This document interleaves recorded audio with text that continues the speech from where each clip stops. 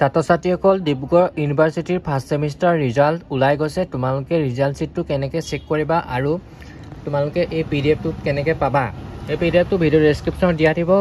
ডিব্ৰুগড় ইউনিভাৰ্চিটিৰ আনটা থকা গোটেইখন কলেজৰ কাৰণে এখন এইটো পিডিএফ হয়। গোটেইখন পিডিএফটোত তোমালোকৰ ৰিজাল্টটো চাব পাৰিবা, ৰোল নম্বৰটো মাৰি পেলাই চেক কৰিব পাৰিবা।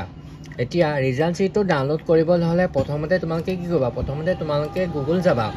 গুগলত চাৰ্চ কৰিবা DibbruSmart.ac.in DibbruSmart। ইয়াতে প্ৰথম লিংকটোত গৈ পেলাই চাইন ইন কৰিবা। এতিয়া তোমালোকৰ এনৰলমেণ্ট নাম্বাৰটো দিব লাগিব। এনৰলমেণ্ট নাম্বাৰটো দি আৰু পাছপৰ্টটো দি তোমালোকে লগ ইন কৰিবা।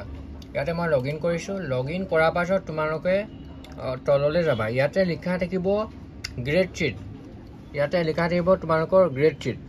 গ্ৰেড ছিটত তোমালোকে ক্লিক কৰিবা। ক্লিক কৰাৰ পাছত ইয়াতে তোমালোকৰ আহি যাব। এতিয়ালৈকে বস্তুটো আপলোড দিয়া নাই ছাইডত, সেইটো কাৰণে অহা নাই, কিন্তু তোমালোকৰ আহি যাব। ইয়াতে মই পিডিএফটো তোমালোকক দেখাই দিছোঁ। এইটো পিডিএফ হয়, এইটো গোটেইখন কলেজৰ পিডিএফ হয়। এইটো এক্সাম্পল হিচাপে দেখাই দিছোঁ। এইটো ডুমডুমা কলেজৰ পিডিএফ হয়। ইয়াতে কিমানখিনিয়ে এপেয়াৰিং হৈছে, পাছ কৰিছে, চব ৰোল নাম্বাৰ গোটেইখিনি আছে। তোমালোকে ডাইৰেক্ট চাব পাৰিবা। যদি ভিডিঅ'টো ভাল লাগে তেনেহ'লে চেনেলটো ছাবস্ক্ৰাইব কৰিবা। থেংকছ ফৰ ৱাচিং।